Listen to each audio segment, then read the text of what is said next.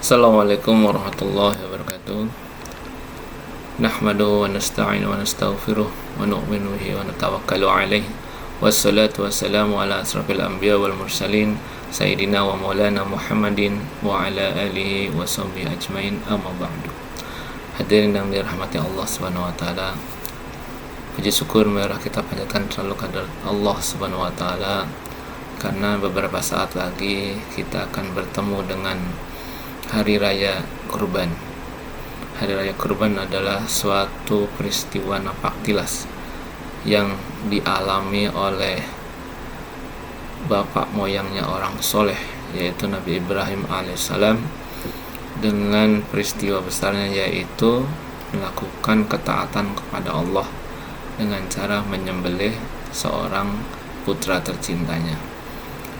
Hadirin yang berbahagia, di balik semua peristiwa itu di dalamnya terkandung makna bahwa kurban adalah suatu ibadah yang lumayan tua, lumayan lama, dan itu sudah terjadi pada masa ayah kita Adam alaihissalam, sesuai dengan firman Allah subhanahu wa ta'ala, a'udzubillahi minasyaitonirrajim, watslu alaihim naba abnai adam bil haqqi idh qaraba qurbanan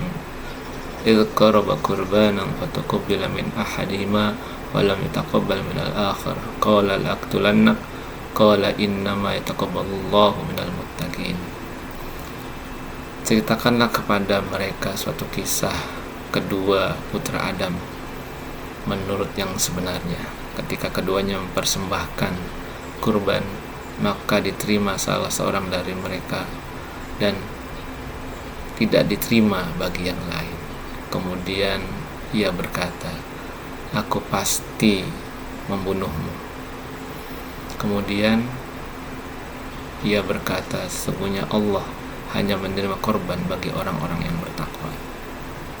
Hadirin yang berbahagia, hikmah-hikmah yang terkandung di dalam ibadah kurban itu adalah betapapun besarnya rasa cinta kita kepada keduniaan, rasa sayang kita kepada keduniaan, ketika perintah Allah datang untuk menghilangkan kecintaan kepada selain dirinya, maka sudah menjadi kewajiban bagi kita untuk segera menghilangkannya.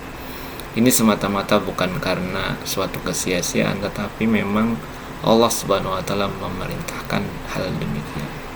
Maka dalam ayat yang lain dikatakan, daging-daging itu darahnya sekali-kali tidak dapat mencapai kepada keridhaan Allah, tetapi ketakwaan kamulah yang mencapainya. Itu surat Al-Hajj ya. Sehingga kalau kita memaknai bahwa semakin banyak kita berkurban maka berpotensi semakin lebih diterima, maka suatu kekeliruan besar. Karena sesungguhnya ibadah kurban itu merupakan simbolisasi dari sebuah ketakwaan. Pada zaman dahulu, perintah menyembelih seorang anak itu dibebankan kepada Nabi Ibrahim sebagai suatu ujian, sebagai suatu pembuktian. Pada saat ini ibadah kurban adalah suatu simbol di mana kita menapaktilasi kebiasaan orang-orang soleh yang berkurban atas dasar takwa kepada Allah Subhanahu wa ta'ala.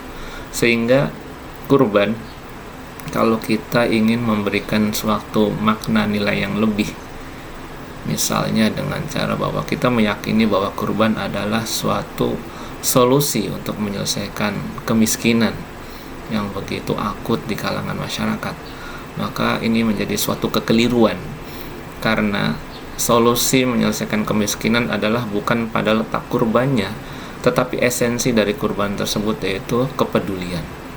Dengan peduli kepada saudara kita, maka salah satu solusi untuk menyelesaikan kemiskinan. Sehingga kurban tidak menjadi suatu target yang utama untuk menyelesaikan masalah kemiskinan. Kurban tetaplah menjadi suatu simbol di mana bagi orang yang mampu harus melaksanakan kurban. Kata-kata harus ini dimaknai sebagai sesuatu yang sunnah muakkadah, bukan berarti sesuatu yang tidak boleh tidak. Maka dalam suatu kesempatan ada seorang sahabat yang bahkan ketika hari raya dia tidak berkurban, walaupun dia lebih dari sekedar mampu. Kemudian orang-orang menanyakan, wahai sahabat, mengapa engkau melakukan itu? Kemudian dia berkata bahwa yang saya lakukan adalah agar perintah berkurban itu tidak dianggap suatu kewajiban, karena ini hanyalah perintah sunnah saja. Oleh karena itu para hadirin, ketika kita memiliki keleluasan rezeki, maka berkurbanlah.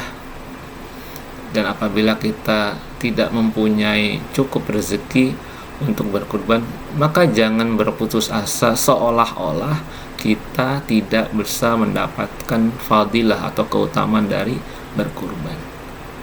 Justru sebaliknya, kita harus bisa mencari celah yang bisa kita manfaatkan dalam ibadah kurban.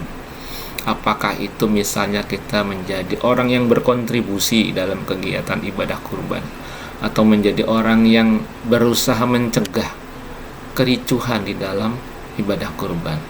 Sudah menjadi kebiasaan kita bersama bahwa di daerah kita apabila datang musim kurban atau datang hari raya kurban, kita sengaja atau berharap mungkin akan mendapatkan bagian dari daging tersebut.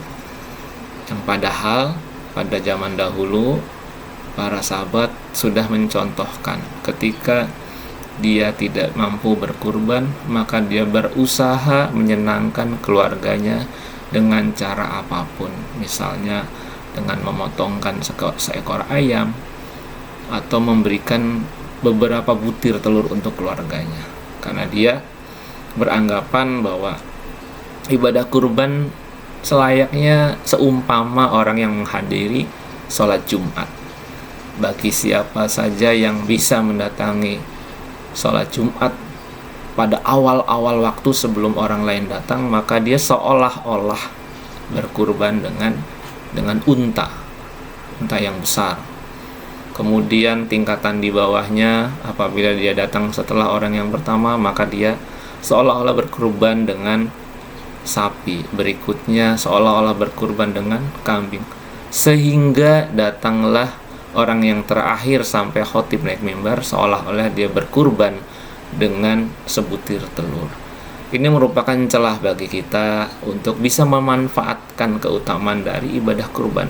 Tidak melulu tentang kita memotong hewan kurban, baik berupa unta, sapi, ataupun kambing. Itu bagi mereka yang mampu sangat dianjurkan sekali. Bagi yang tidak mampu, kita tidak kehilangan kesempatan mendapatkan keutamaan. Setidaknya pada saat hari raya kurban, kita dan keluarga kita tidak berharap diberi sekerat daging kurban yang dari masjid yang jumlahnya tidak seberapa, atau dari lembaga-lembaga sosial yang jumlahnya tidak seberapa, sehingga hanya akan menimbulkan kekhawatiran bahwa ketika musim kurban atau musim pembagian daging kurban ada suatu ketakutan akan terjadi kericuhan, keributan, atau setidaknya kita membicarakan keburukan orang-orang yang sedang mengurusi hewan kurban yang jumlahnya tidak seberapa. Hadirin para jamaah sekalian yang dirahmati Allah Subhanahu wa taala, justru ketika musim ibadah kurban ini tiba, kita sepatutnya lah memanfaatkan saat-saat sekarang ini, yaitu dengan membiasakan puasa sunnah sampai puncaknya pada saat hari Arafah. Para ulama menjelaskan bahwa masih ada satu buah puasa singkat, yaitu ketika pada tanggal 10 Zulhijjah setelah sholat subuh sampai selesainya sholat Idul Adha, kita diminta untuk tidak makan dan minum. Diistilahkan sebagai suatu puasa singkat yang menggambarkan bahwa kita memiliki suatu empati, bahwa tidak ada perasaan sedikit pun Nabi Ibrahim yang ingin menyembelih anaknya, kemudian dia di malam hari tidur nyenyak Setelah itu bangun tidur, dia sarapan karena dia mau bertugas menjalankan perintah Allah untuk menyembelih anaknya. Tidak akanlah sampai hati Nabi Ibrahim berpikir seperti